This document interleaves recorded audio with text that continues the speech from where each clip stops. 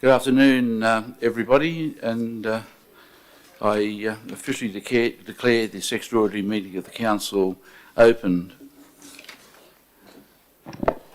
Acknowledgement of country. Wingecarribee Shire Council acknowledge the Gundungurra and Tharawal people as the traditional custodians of this land we now call Wingecarribee Shire. I pay my respects to elders both past, present and emerging. I would also like to extend that respect to all Aboriginal and Torres Strait Islanders present here today. The civic prayer. Let us meet in this council chamber in a spirit of fellowship and goodwill to represent all members of the community in its cultural and religious diversity, to be honest and objective in all our deliberations, to respect the views of residents, the rights of all to express their opinions without fear or favour, and to make decisions for the common good of the community. Obviously, there are no apologies. Declarations of interest, General Manager. Mr. Mayor, there are no declarations of interest. Thank you very much. Just make an observation before we start the meeting. I've had a number of people have spoken to me about the screens and the screen behind me, and also people, residents who view the meetings on YouTube at home. Council staff are now in the process of implementing new agenda software for council agendas and minutes. There are a number of reasons why the software has been changed, but importantly, this means that the public, especially those in the gallery, will be able to see because they'll be able to increase the font. So I thank the staff for their cooperation in that regard.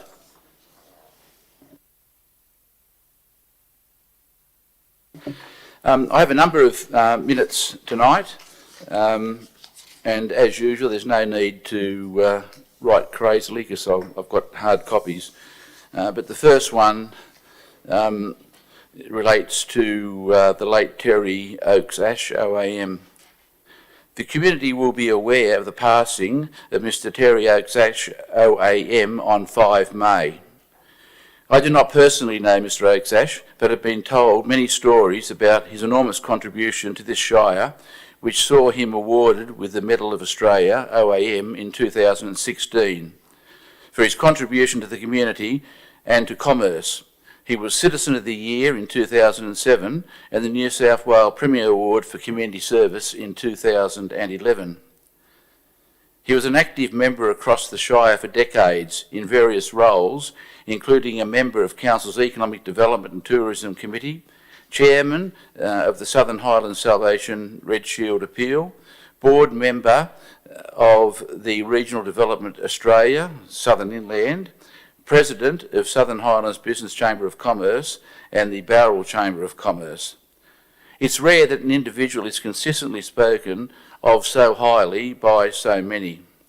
I attended his funeral service this afternoon, together with a couple of other people here in the gallery, at St Jude's Anglican Church in Bowral, and in lieu of flowers at the family's request, Council, on behalf of the residents of the Shire, has made a donation to the Salvation Army Red Shield Appeal. On behalf of Council, I extend our condolences to the family and friends of Mr Oakes Ash, whose contribution to the community will long be remembered. And if I could ask all present in the gallery to stand for 1 minute's silence.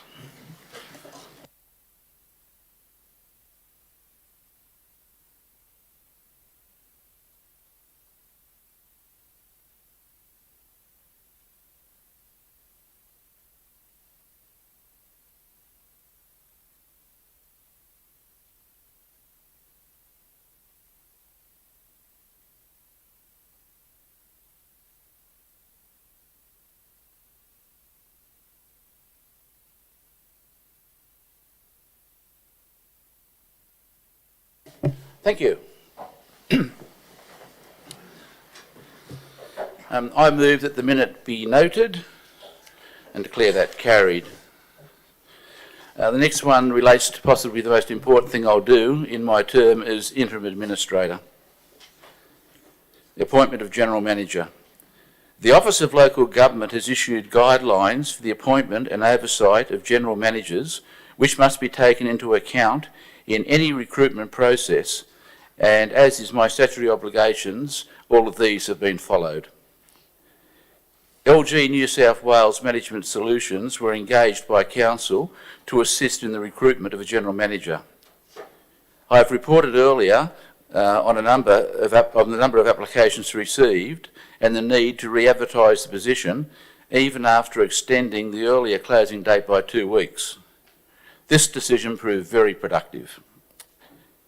To ensure the Wingecarribee Shire community was represented in the process, residents were invited to put their names forward, and I selected Ms Christina Hawkins AM and Ms Kelly Hayes to join with Mr John Rayner PSM and myself in the interview process. A short biography of each of the panel members is attached to this minute. The interviews were facilitated by LG New South Wales Management Solutions representative, and 5 candidates were shortlisted by the panel. Interviews took place in this chamber on the 17th and 18th of May. The calibre of the final applicants was extremely high, and the panel was unanimous in the decision to recommend Miss Lisa Gamble. Miss Gamble is presently the General Manager of Hunters Hill and has held senior positions at Campbelltown City, City of Canada Bay and Camden Councils. The total remuneration package will be $350,000 per annum, including superannuation and vehicle, with a 5-year performance-based contract. Should the first annual performance review be assessed as more than satisfactory, Council will increase the TRP to $360,000. Lisa and her family will move to the Shire, and as is the norm with recruiting senior staff, Council will meet removal expenses of up to $10,000. 50% will be payable at the time of the move, and the remaining 50% at the completion of 12 months satisfactory service. Miss Gamble will commence duties on Monday 21 June, and Mr McMahon has agreed to stay on in the acting general manager's role until Monday 14 June. On behalf of Wingecarribee Shire community and personally, I would like to acknowledge my appreciation to Mr McMahon for his very constructive approach in starting to address so many issues. Thanks, Les.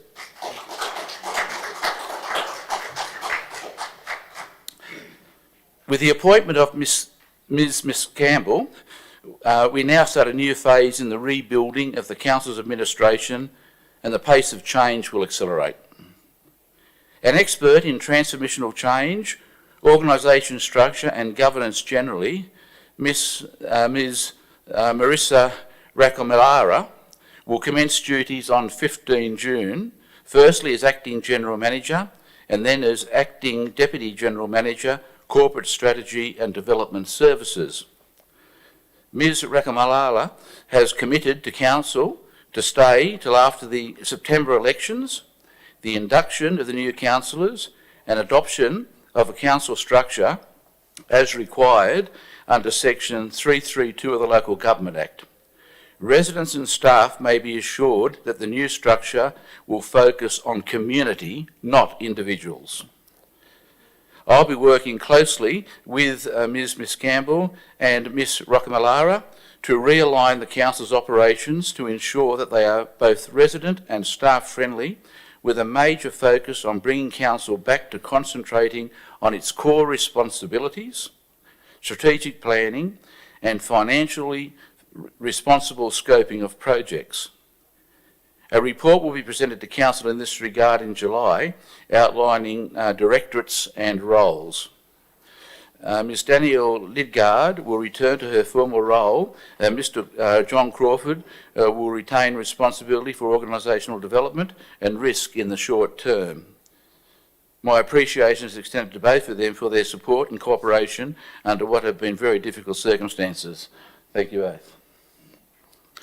LG New South Wales will now prepare, in line with guidelines issued by the Office of Local Government, the model contract for signature. The contract requires the employee and council to sign a performance agreement setting out performance criteria, and I have asked it also acknowledge, amongst other things, the importance of villages to this shire and localities in the shire, and that either Ms Hawkins or Ms Hayes be the independent member on any General Manager Performance Review panel for the next 2 years. And I have asked the document be submitted to the July Council meeting for endorsement. Accordingly, I would move that 1, Ms Lisa Campbell be appointed to the position of General Manager on a 5-year performance-based contract, and 2, Ms Christine Hawkins AM, Ms Kelly Hayes and Mr John Rayner PSM be thanked for their time and expertise in assisting in the process. And I have pleasure in declaring that carried. Unfortunately, the new General Manager couldn't be with us tonight. I think she's got a council meeting. But she will be here on Monday to importantly meet with staff and any members of the press who may want to interview her. But this is a new beginning for Windsor Carriby, and I'm very, very confident we've made a great choice. Pardon me. The next minute is just a general community update, and I've got the opportunity, seeing we've got the extraordinary meeting, so I thought I'd throw it in. It's very pleasing to note that the Minister for Planning and Public Spaces, the Hon Rob Stokes MP, has approved the formation of the Windsor Carriby Local Planning Panel and the appointment of Ms Julie Walsh as Chair until 29 February 2024. The panel is an important step in improving transparency and consultation in the operation, transparency and consistency in the operation of Windsor Carriby Shire Council, and the staff are thanked for preparing the late item to this meeting to ensure expert members and community reps are in place and all documentation completed for the next meeting of the panel. Council adopted its Southern Highlands Destination Strategy 2020-2030 in November 2020. This follows what appears to have been a comprehensive process over 2 years. However, the document remains controversial. A number of approaches have been made to me in relation to the document and what I would generally call the nexus between economic development in the Shire and tourism. In my view, both have a very different skill set, and I have not had the opportunity all the time to better understand the operations role as and responsibility of the tourism and economic development section of the council. This section is branded Destination Southern Highlands and appears to operate remotely from the council.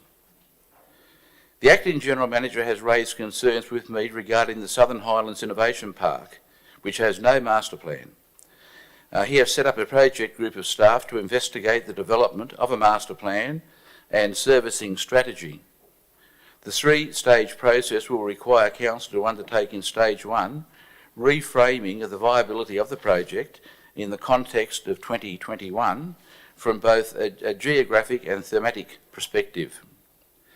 As Council moves into the next phase of review outlined in my previous minute, the above no doubt will become clearer. In my view, there are too many voices in the economic development area, and I'm unsure whether they have political overtones or are simply filled a vacuum by virtue of personality and council dysfunction.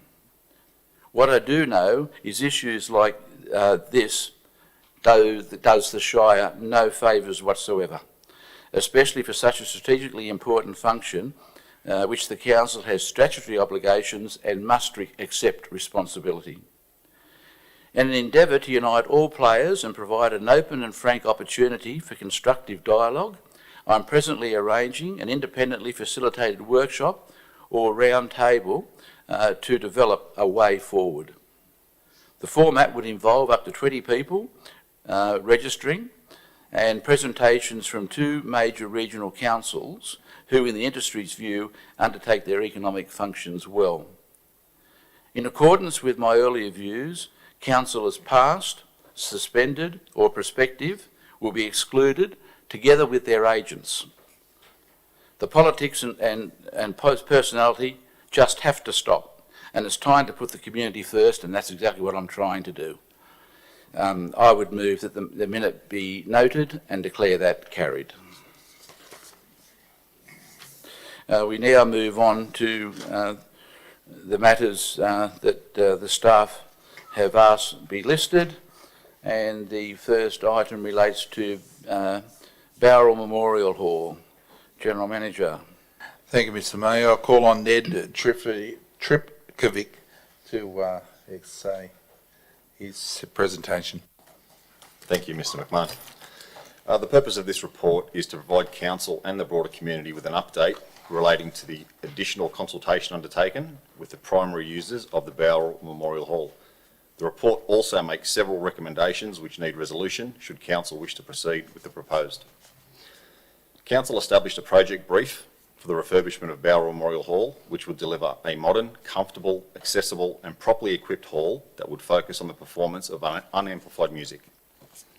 The current facility is aged and dilapidated and is in dire need of renewal.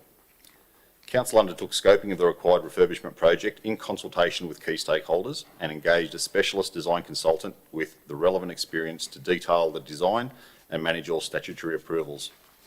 Council was successful in obtaining a $2.8 million grant via the Australian Government's Building Better Regions Fund, and with Council's allocation of $3.8 million for the project moved into the procurement phase. This was done via an expression of interest and resolved by Council on the 28th of October 2020. Resulting from the expression of interest process, pre-selected contractors participated in a competitive request for tender.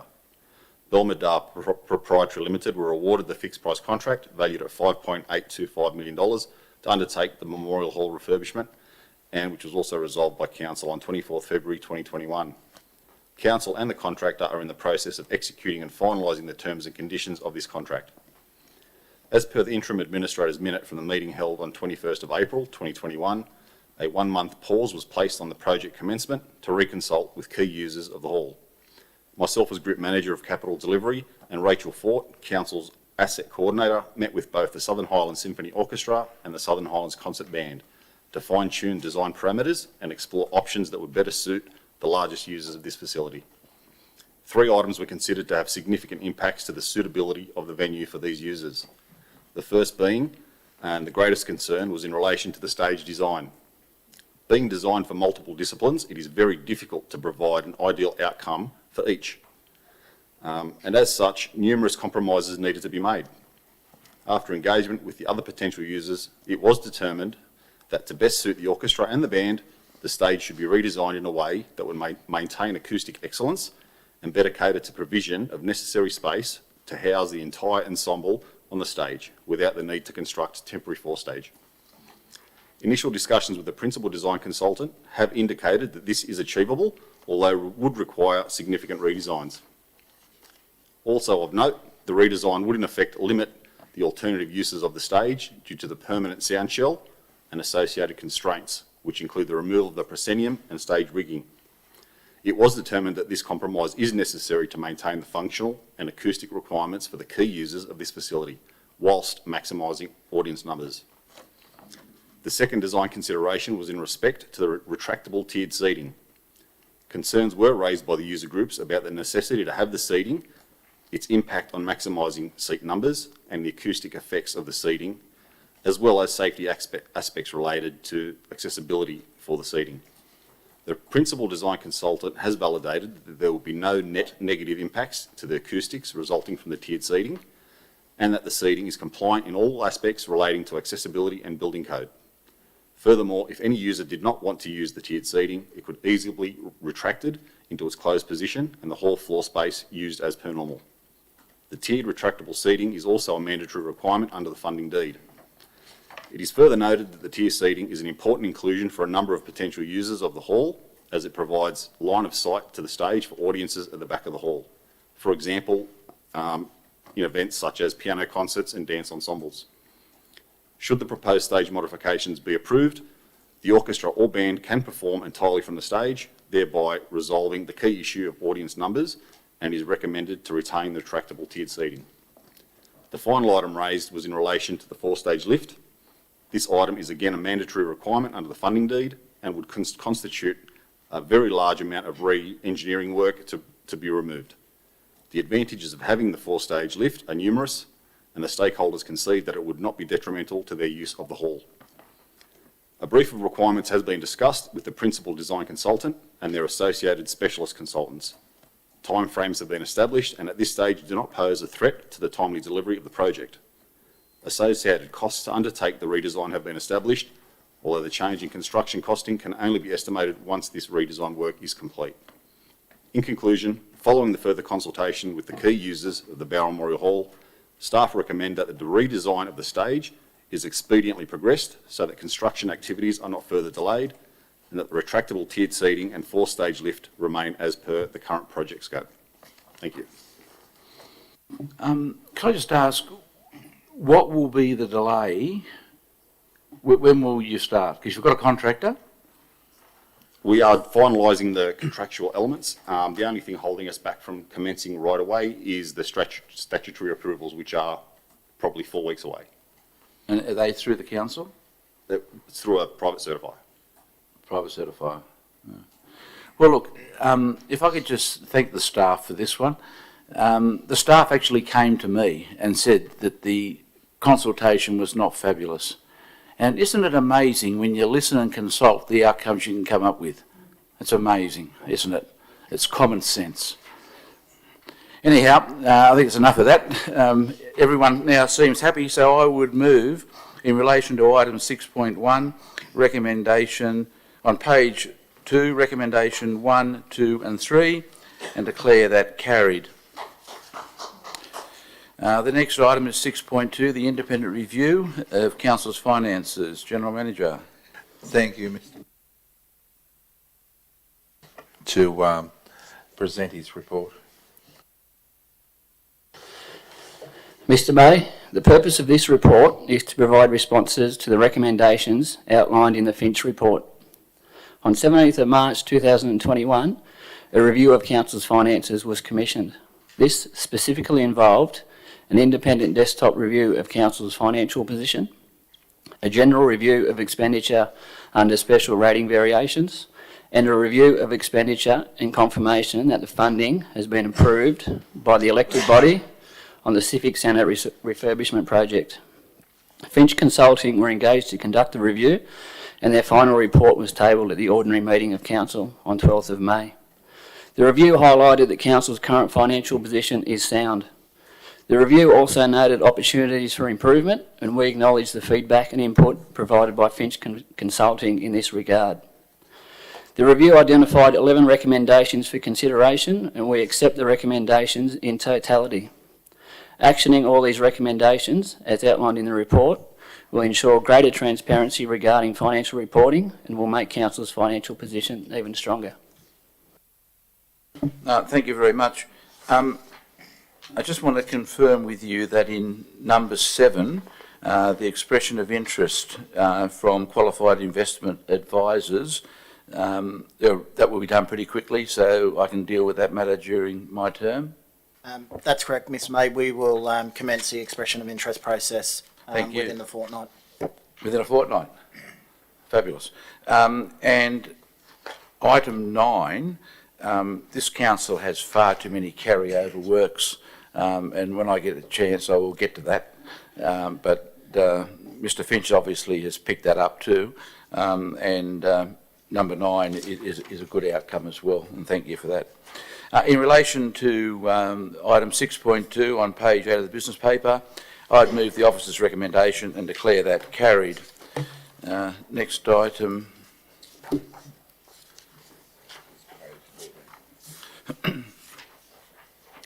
is tender for West Bowral Trunk Main duplication. General Manager. Thank you, Mr. May. I'll call on Ned Tripkovic to present his report. Thank you, Mr. McMahon.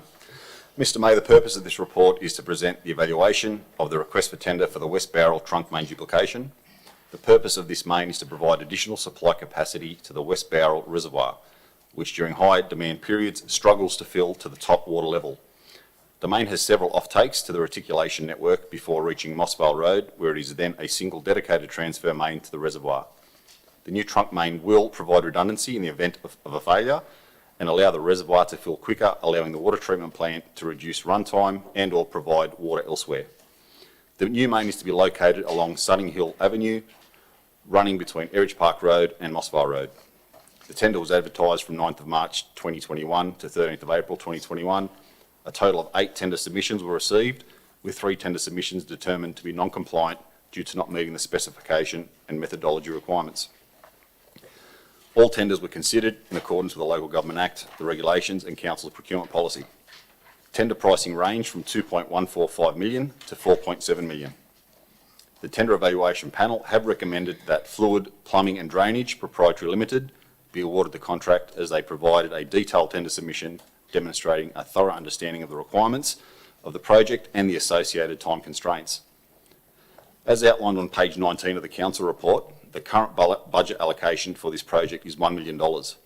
There are additional funding requirements associated with this project due to additional scope, which include the replacement of inlet control valves, a higher than anticipated quantity of asbestos pipe removal, and the complexity of interconnections works that were unknown at the time of the tender.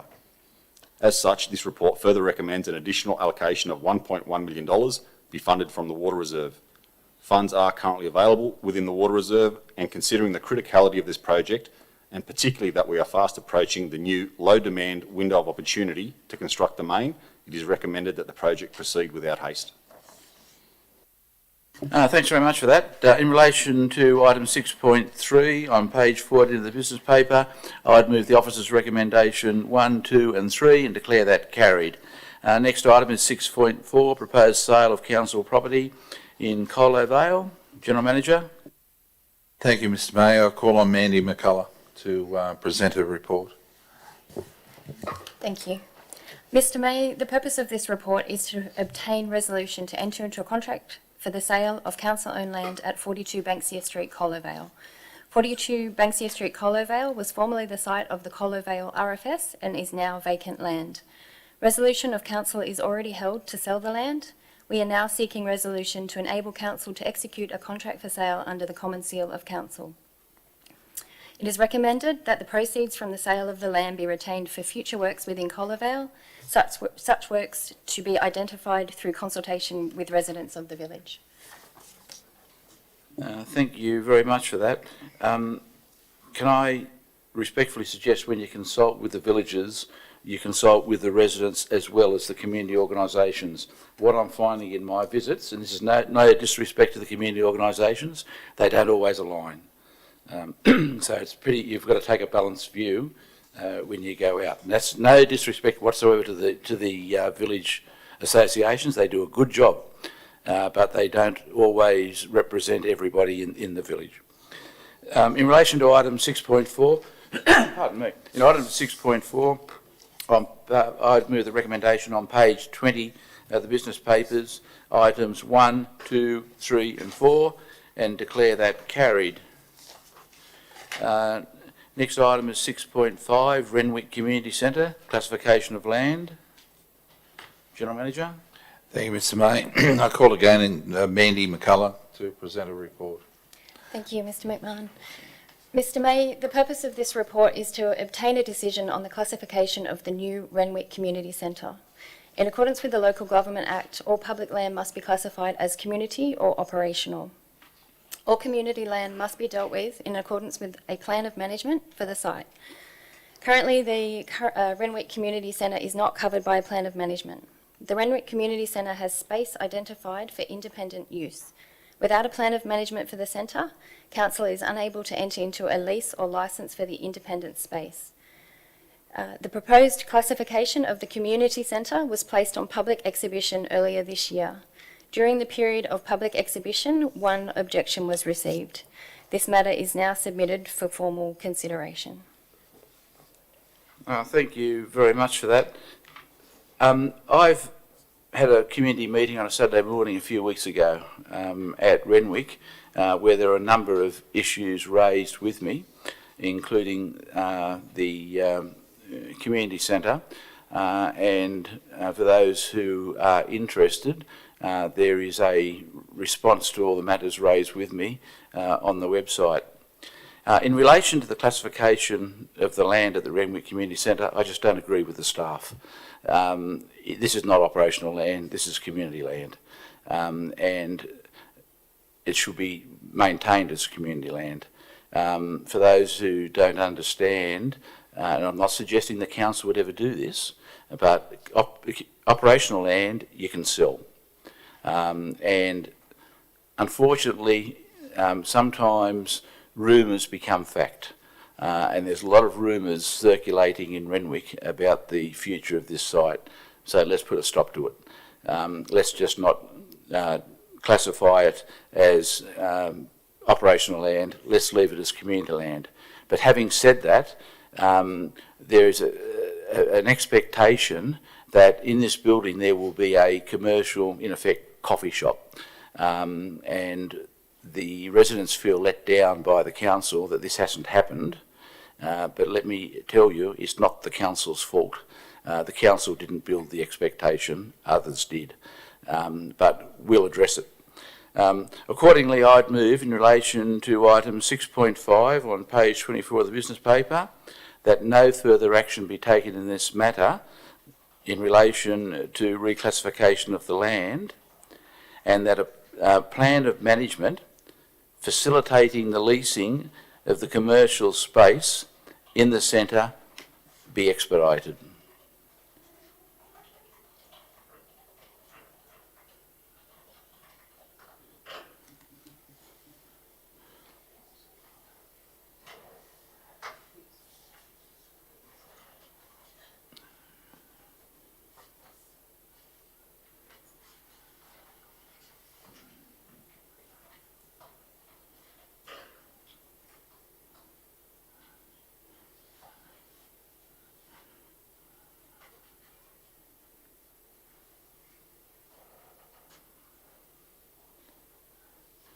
Rather than have be expedited, be prepared as a matter of urgency, I think.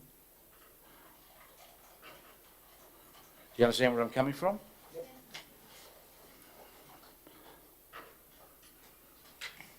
Declare that carried. 7.1, 2021 community results survey. We have a visitor here tonight to present to the council, Mr. Stu Reeve from Micromex Research and Consulting. I would move suspension of standing orders to allow Mr. Reeve to be heard and declare that carried. Welcome to the meeting. It's a pity you didn't come here some months ago when you should have been here with the council, but now's your chance. And you don't have 5 minutes, you have as long as you want. Okay, well, I will. Is that better now? Oh, that's much better. Good evening all, or good afternoon all. Thank you for having me here today. Micromex Research is a community consultancy. We do a lot of work around New South Wales. We've worked with approximately 100 local government organisations in the last 10 years or so. We do a lot of these surveys. We've been working with Windsor-Carriby Shire Council since 2010. So we've done 5 lots of community satisfaction research. We'll look at the data, how it's trended over time. The point of doing community research is to get an understanding of, is this on, sorry?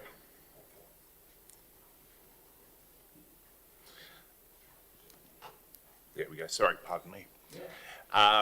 The purpose of this sort of research, this is not the presentation.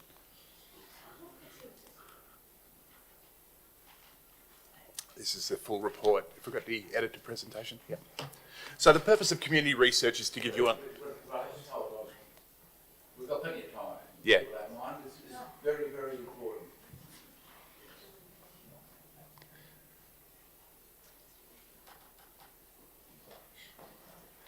As you can see, though, with this report, it's 110 pages long. What I'm going to take you through, it's a much abbreviated version of that this evening, which I'm sure you'll be happy to hear. Oh dear. I'd put a lot of people to sleep if I did that, I think. Lots of data.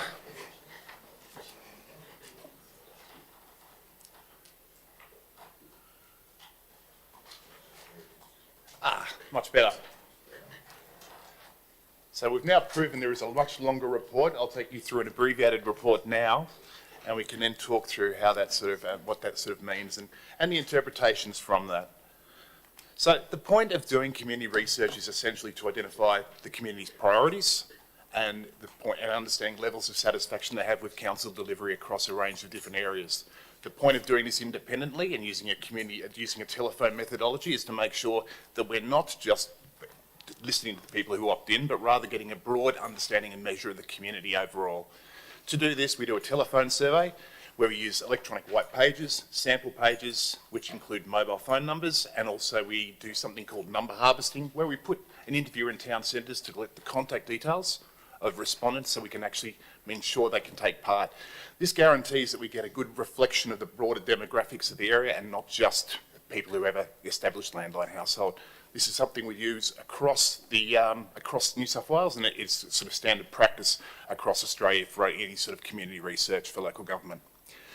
We use something called, we also use scales of from not at all satisfied, not at all important, all the way through degrees of importance. So you'll be seeing some data here today. I'll have percentages where I talk about top two box, which will mean satisfied, or sort of very important or important. I'll talk top three, which is moderately satisfied through to very satisfied. And we'll also talk about, and also show something called mean scores, which are out of 5. So the closer to 5, the closer they are to being a priority, or the closer they are to providing a high level of satisfaction.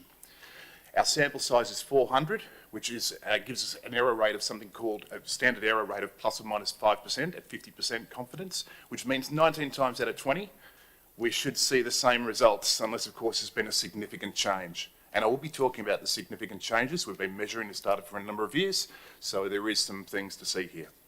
In terms of when we conducted the survey was conducted as a point in time in February of this year. Once we collect our sample, with my interviewing my call centre on the Central Coast, we then weight the data, aggregate the data, and to ensure that it's reflective of the community. We can see here that with the data we've collected, that the majority of population have lived here for many years, although we do have a cohort that have been here for about 15% of people have been moved here in the last 5 years. So it's a reasonable sort of cohort of the community. I'm going to take you through the detailed findings now. So first of all, what's the best thing about living in Wingecarribee? Well, you all know that because you all live here, but essentially when we talk to the community, it's about the open space, the natural environment, the friendly community. We've seen certainly natural environment and open space improve over the last 2 years since 2019, possibly due to COVID, which is something that happens, we've seen across many local governments in the same period. So these are the sort of things that people enjoy most. We've seen country lifestyle has slightly declined. This was an open-ended response, so this is not something we had coding. We've then coded it post collecting the data set. The next slide I'm going to show you talks about community priorities. This is, again, another open-ended question to give us an understanding about where the community, what the community want council to focus on moving into the future. Now, we certainly see that maintaining, improving roads is up. This is an open-ended response, as I said. Roads often is code as well, so it's not just always about the condition of the roads, but it's often code for increased congestion, traffic management, increased population, and we certainly, when we qualitatively explore this in other council areas, that's been the case as well. And that would probably fit with the next couple of points there. We could talk about development and infrastructure development, how they're fitting in. And this is certainly something we see across council areas like yourselves. We see similar sort of data sets, probably a little bit more extreme in Wallandilly, where it is that how do we balance that population growth, development, how do we match that all to what was the traditional values of the area. So this is change happening. Okay. So that's the key level sort of piece. Now I'm going to take you through how we rate council servicing. We're going to understand where the priorities are and where council performance fits in that. So first of all, we'll talk just briefly, well not briefly, I'll go through these slides, but we'll talk about council image. And we can see the council image has significantly declined since 2019. We've got now, I think, 25% of people saying that the council's got a good to very good image, and that was 40% back in 2019. That's well and truly down on the previous data. It's also well below our benchmarks. Our benchmark score for image is 60% good to excellent, and we're at 25%, so well down on that. When we talk about overall satisfaction is one of the key measures we like to see as a barometer of performance or healthy performance of an organisation.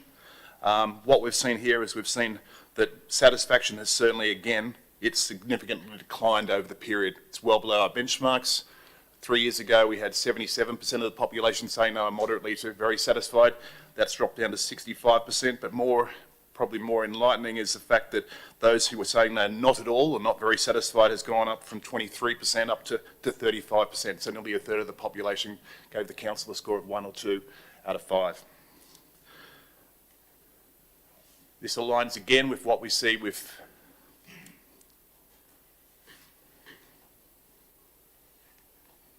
council communications. Council communications are at 79% previously, and now it's at 68%. Communications, as has been alluded to in some of the conversations earlier today, are a really important part of how we create those relationships and generate trust with the community. So that's something which I'll show you a bit later about how that sort of fits into the bigger picture of where council's performance ratings are at the moment. The next slide down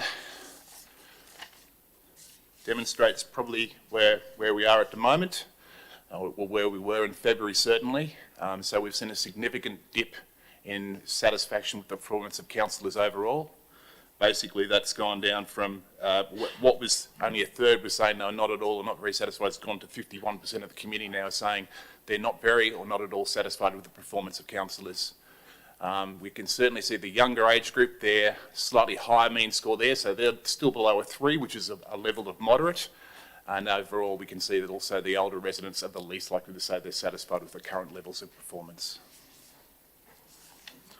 Most of these you can see they're cascading down from the satisfied to somewhat satisfied down to the not very or not at all satisfied, and that's been true across the last few slides I've taken you through.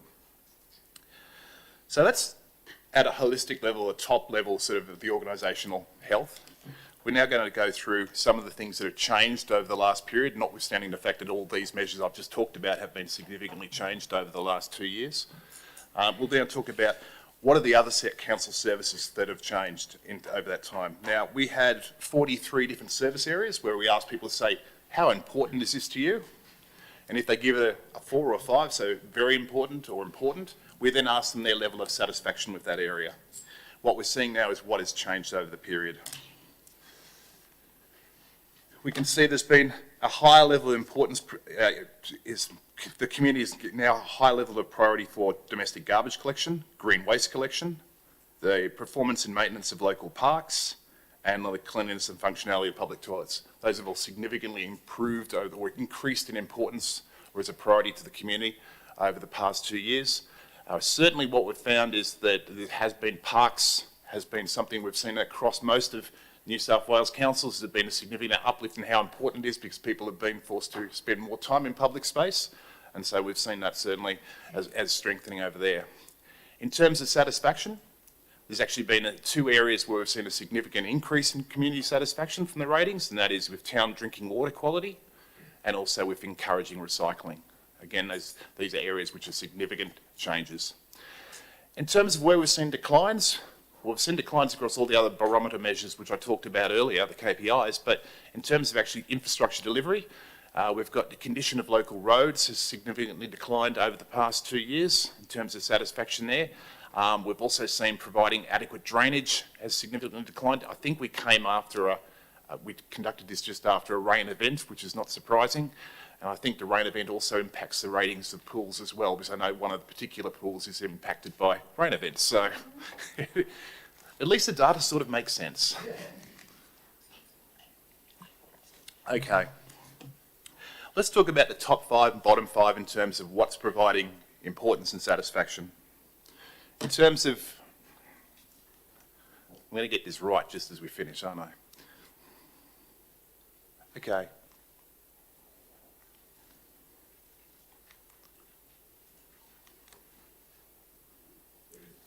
Ah, good, thank you. Where should I be pointing? That way, okay. Okay. All right, so in terms of what's important to the community, well, 94% of residents say the condition of local roads are important or very, very important, so this is a priority. Then we see town water quality is at 92%. The availability or reliability of town water is 92%, as is drinking water. It's certainly one of those issues which, and not until you have water do you realise that it's a third world problem to have. You need to have your water, obviously. Domestic collection is at 94%, and litter controls and rubbish dumping are at 92% in terms of what people say is important to very important to them.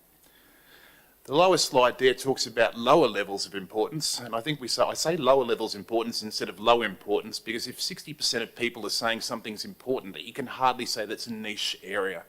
We see dog controls, supports for arts and culture are both at 60% in terms of people saying it's important or very important to them. Festivals and events is at 63%. The revitalisation of the town and village centres is 2/3 at 67%. The protection of heritage values, and also the provision and maintenance of community trails and halls and facilities. So these are all areas where people say, even though we're relatively lower levels of importance, they're still important to the community. So none of these things are unimportant, you can see. In terms of what's driving higher levels of satisfaction, 95% of residents are at least moderately satisfied with town water, 92% with the domestic garbage collection, sewage systems at 92%, town drinking water quality, and libraries round that out as being another area of high scores in terms of satisfaction.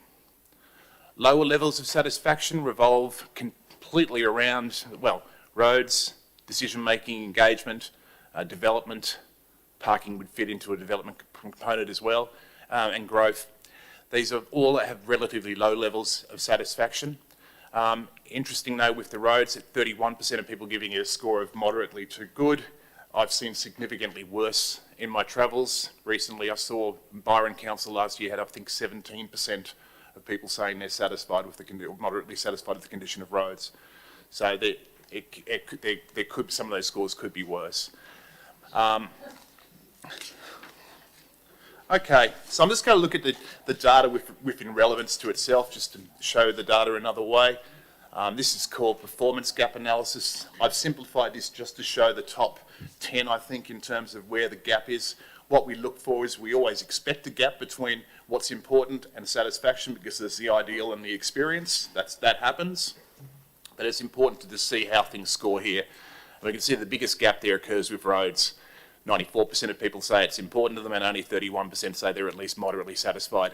Then we round out with development, car parking, local transport management, or traffic management, footpaths, so getting around the area. We've got development, information, community engagement, etc. And we've got drainage and youth rounding the top ones out there. Anything over 25% is an area where you'd want to explore, well, how high a priority is it, and what level of satisfaction we're providing to see are these opportunity areas we should be focusing on. When we look at that within realms of the quadrants, we can see here, we probably can't see here, but what this does show is that we've got 4 different quadrants in terms of what's important to people and how their levels of satisfaction work. Something that's usually in the improved quadrant would be roads. We can see here the development, growth, traffic management, round that out. In terms of what's core strengths of the organisation, water quality, domestic garbage, these are areas in the maintain, higher than average importance, higher than average satisfaction. In terms of those areas where low relative importance but high satisfaction, we've got things like libraries, we've got community facilities, festivals, events usually round that out. Those are the things about social capital or community would sort of make a place you'd like to live in, so sort of place-making variables.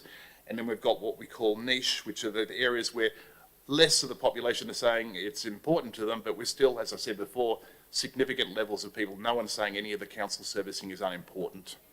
So these are all, we're seeing no sort of low-hanging fruit in terms of what's not important to your community. This is all what we call stated analysis. So what we do is we look at the results and we've asked people to how important is this to you, how satisfied. What we then do is we do something called regression analysis, which looks at the relationship between how people rate all these different service areas and how they rate their overall satisfaction with council performance. So if we have a sample size of 400 residents, I have approximately, and I've got 40 different variables, I have approximately 16,000 measures of satisfaction. What I then want to do is look at the relationship between how they've rated all those different areas and their overall satisfaction to see how much each of these areas contributes to overall satisfaction. What I show you on the next slide shows which of the areas which differentiate. So which of the areas that if you can strengthen people's satisfaction with council's performance in these areas, you'll strengthen council's overall, people's community satisfaction with council's performance overall. Now, I've run this regression, and again, this is sort of, it's a little bit of a confusing one. So what it means is that this is where your scores are now, and this is what's contributing the most. And we can see that if we add the top two things together, there it's about information and engagement. That accounts for 20% of satisfaction. So if we can strengthen people's satisfaction there, they're the ones that move the dial the most in terms of reasserting council's performance, or reasserting confidence in council's performance.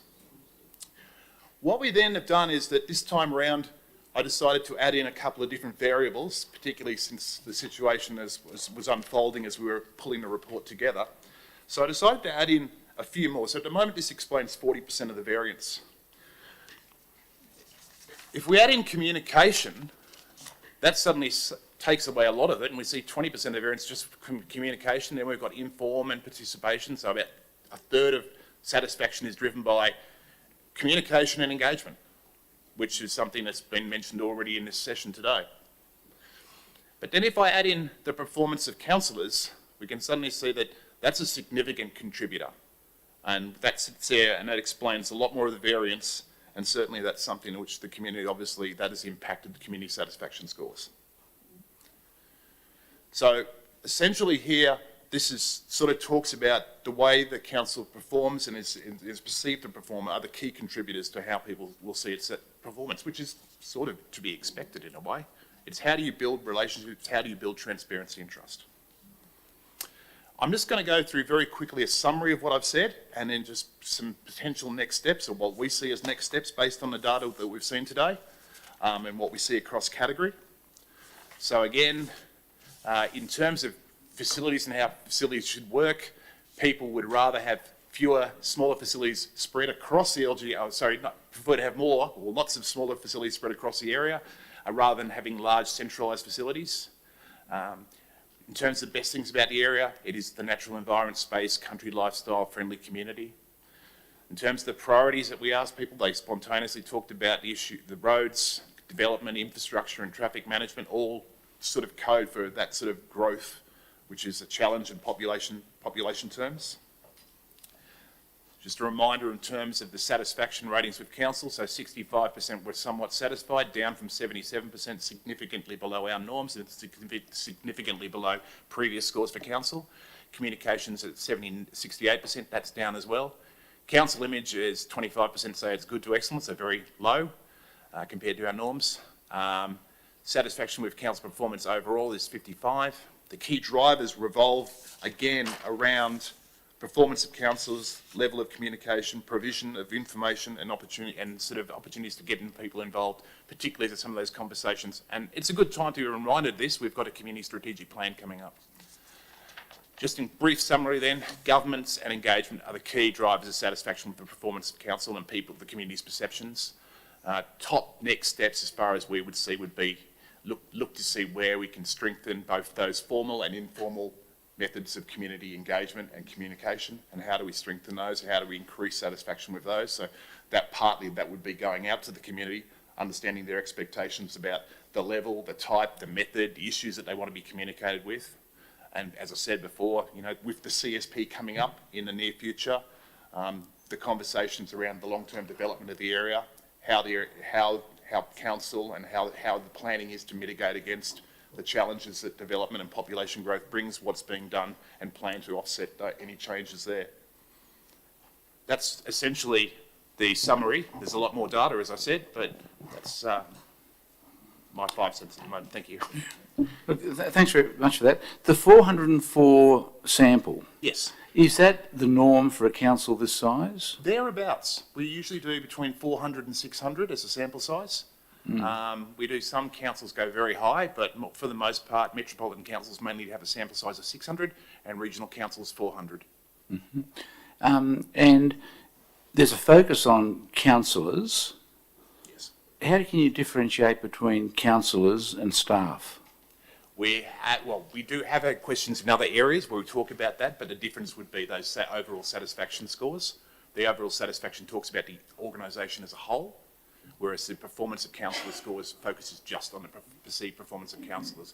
Because there's a difference there, that would be part of that. We've also got some, I think we've got some how contact was handled questions as well regarding customer service in the survey, but in terms of brevity, I kept that short out in a second. Yeah, well, I might have a discussion with you later about customer service, because I take the view you cannot totally blame the councillors for the position this council is in. Oh, absolutely. The communication and engagement stuff that we see there would certainly indicate there's potential for opportunities to develop any of those, all areas, both. It's not just the performance, it's the organisation as a whole. In saying that, I'm not suggesting they were doing a good job, but, you know, I just think that the staff have to take some blame for for these results, and the new general manager will work on that. Okay, well, thank you very much. I've got a couple of questions.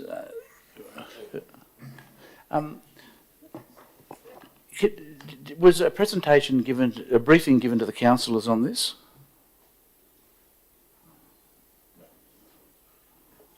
No, there wasn't, Mr. May. So were councillors aware of it?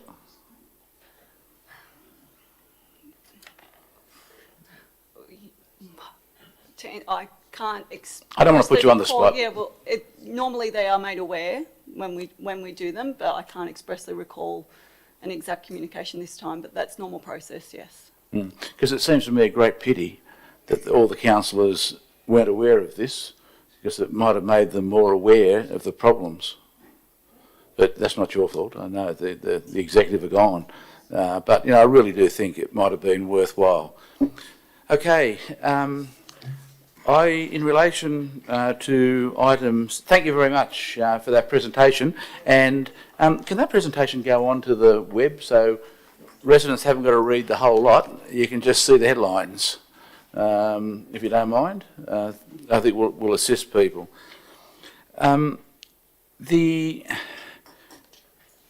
I want to add a number 4 to the recommendation, and that relates to the response to the results. And the author of the report says that a project team will report back to the executive by 30 August. I think it's more important that the project team report back to the community by the end of July, because the council will be going into, what do you call it? Caretaker mode, sorry, yeah, into caretaker mode. I think it's on the 6th of August. And if there are things that I can help the community with, as a result of this survey, I'd like that to happen. So, is that achievable, or? We can report back to the 6th July meeting. Thank you. Oh, look, I'm happy to have an extraordinary meeting at the end of July. This is important. This is the interface between the council, both elected and administration, to its community. And as has been said enough in this place, and this proves it, there's been a loss of contact, and we've got to re-establish that trust. So if it takes longer, it takes longer. But before we go into caretaker mode, if there's recommendations. So on 7.1, I'd move the recommendation on page 30, 1, 2, 3, and number 4 will be the project team report back to council before the end of July.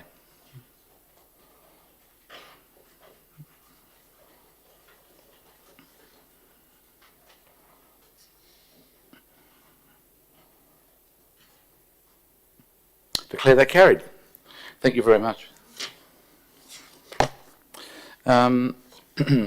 The next one is item 7.2, the response to the independent report on governance, human resources and statutory planning.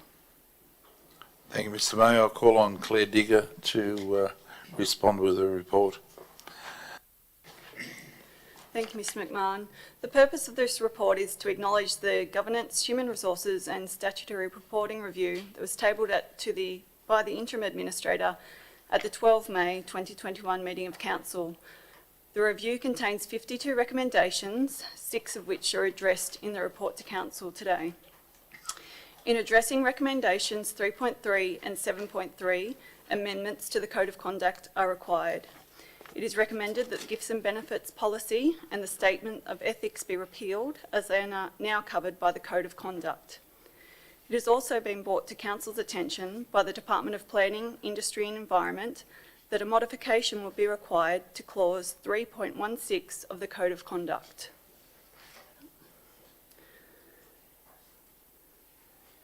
Which would now read: the assessment of development applications referred to in Clause 3.15 must be undertaken by external consultants who have no pecuniary or non-pecuniary interests as defined in this code in the application.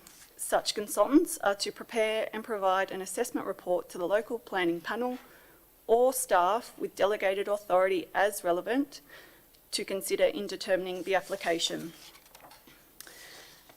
The remaining recommendations from the review are being triaged by the appropriate staff and the executive, and a further report will be brought back to the July 14 meeting addressing the residual recommendations. Thank you for that. Is that change? The change is not there on the. You've got an amended recommendation.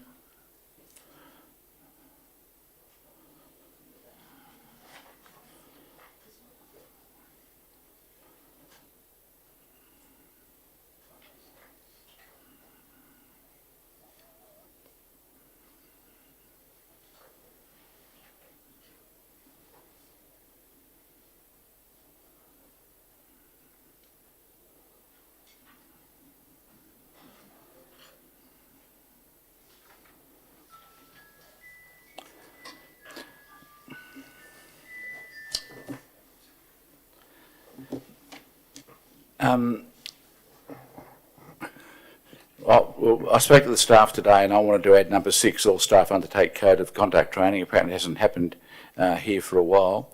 I'm not at all happy about item 3.16. As I understand it, a resident has made contact with the Department of Planning in relation to what was being proposed here. I'm happy to move what's on the screen, but bear with me, I will find another way to achieve this objective. Residents should not have to go to consultants to navigate the processes here, and I'm determined to fix that. The staff should be on notice. It's not your fault. I know it was drafted by a lawyer, but there's more than one way to deal with this matter, and I'm determined. And so I'll put everyone on notice that I'll come back on that. But look, I'm more than happy with the solution you've come up with. Did you want to say anything? No. Yeah. Okay, in relation to item 7.2 on page 34 of the business paper, I would move the amended recommendation on the screen and declare that carried. The next item is 7.3, the draft code of meeting practice. Yes, Mr. Mayor, I'll ask Claire Digger to respond to a report. Thank you, Mr McMahon. Council's meeting code was initially adopted on 12 June 2019 and was developed based on the model code of meeting practice for local councils in New South Wales. The purpose of this report is to enable Council to consider amending the Code of Meeting Practice to ensure that it remains consistent with recent decisions of Council to improve transparency and openness. Proposed amendments relate to the following provisions: petitions, visitor items, Finance Committee, briefing sessions and workshops, public forum, and giving notice to Council laws of Council meetings. It is recommended that public exhibition of the proposed amendments take place for 42 days to allow members of the public to make submissions. Thank you very much. Look, in relation to pre-meeting briefings, workshops and general briefings. I'm not happy with the general manager, even though I was one myself for many years, having sole discretion on this, because I just think that the statutory obligations attached to council meetings and committee meetings where all councillors are present should apply. So if someone can, I apologise for not raising this, but have you got something there?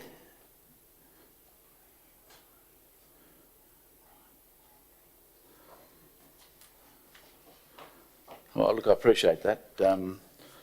Shows the staff are listening, because I raised it when I came back from the funeral that I wasn't overly happy with that part.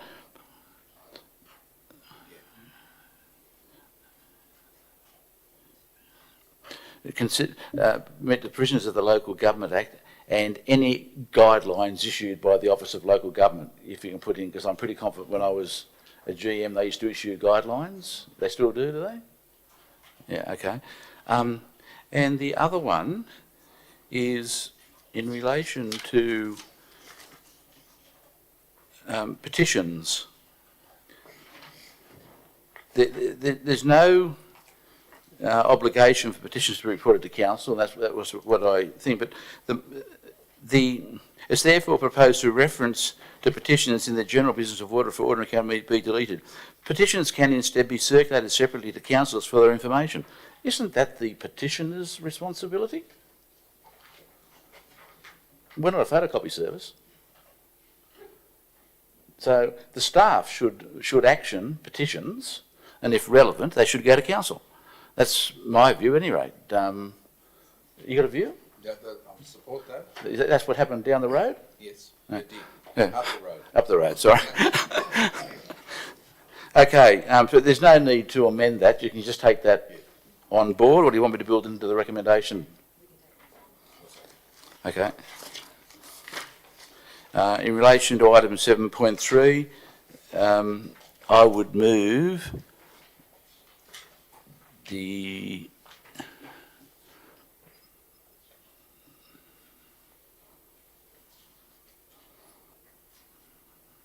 Thank you. The recommendation on the screen and declare that carried.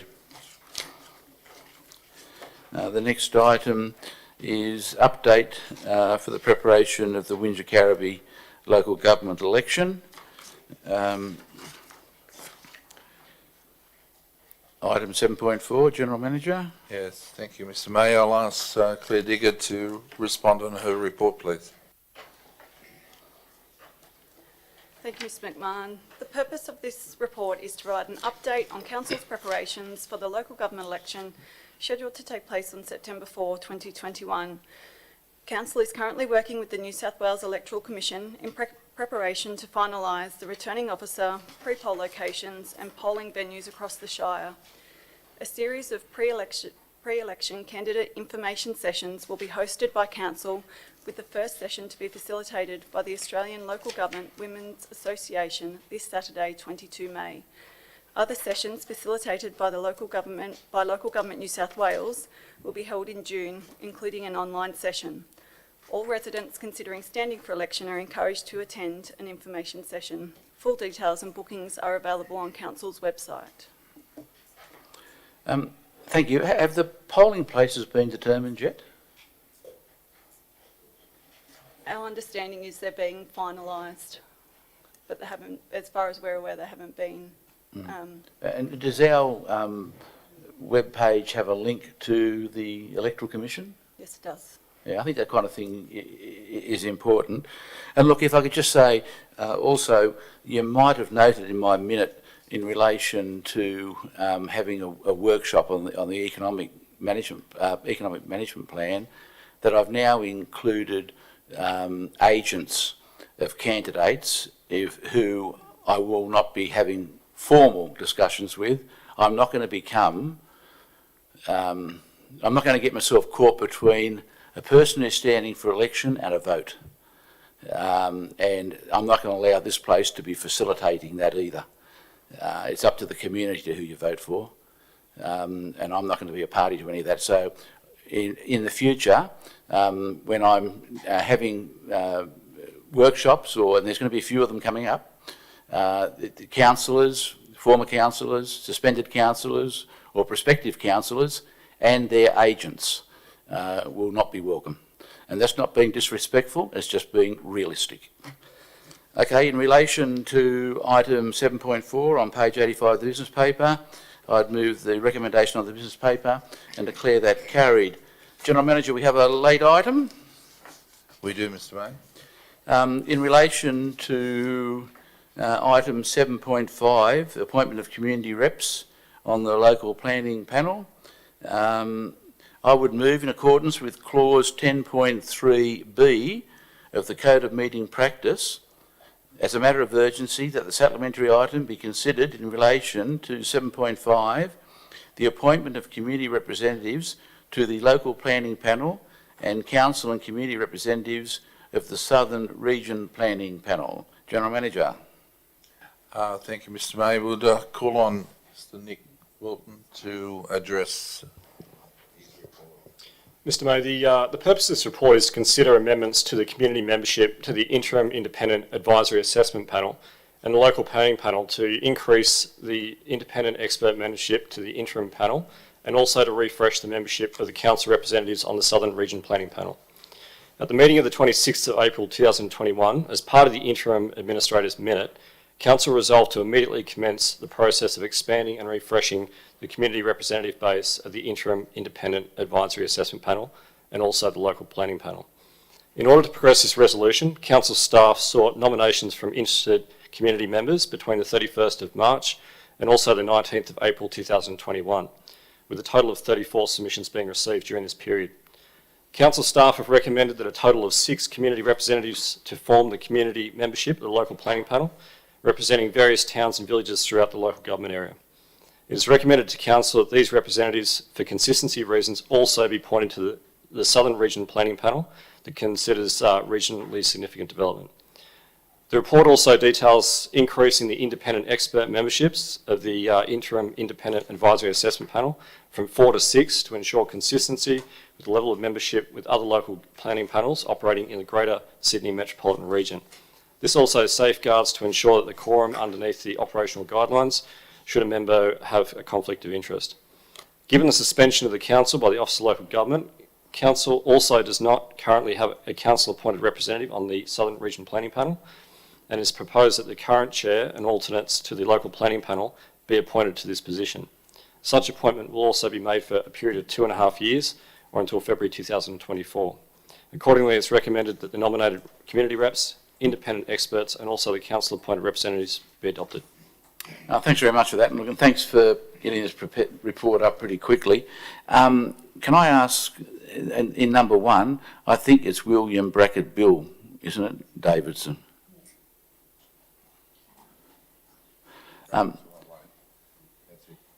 Now, some may not appreciate why the decision has been taken, and look, and this is, I must say, I think the only report where people have come on and asked me, because this was my little plan to start with, but I haven't selected the people, just my views.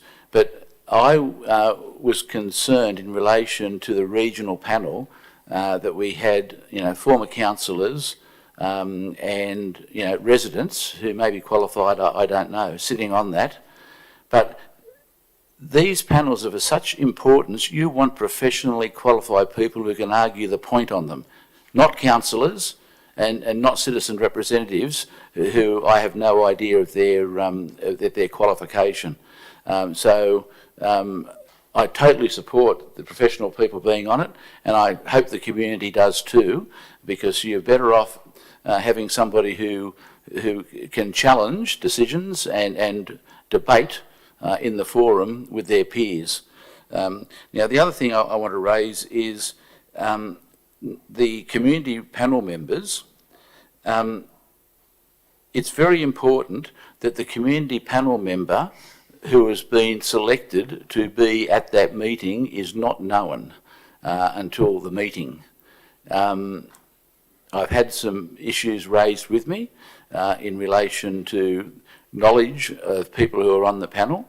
Can we just make sure in the future that they have to sign declarations and the like, but it's very, very important that the person on the panel not be known until the meeting. One of the reasons why there's a complete refresh of the independent panel community members. Okay, in relation to item 7.5, I would move the recommendation fixing up bill 1, 2, 3, 4, 5 and 6 and declare that carried. Any further business? Well, thank you all for coming. I declare the meeting closed. And again, I congratulate your new General Manager. I think everybody will be very, very happy with her. Thank you.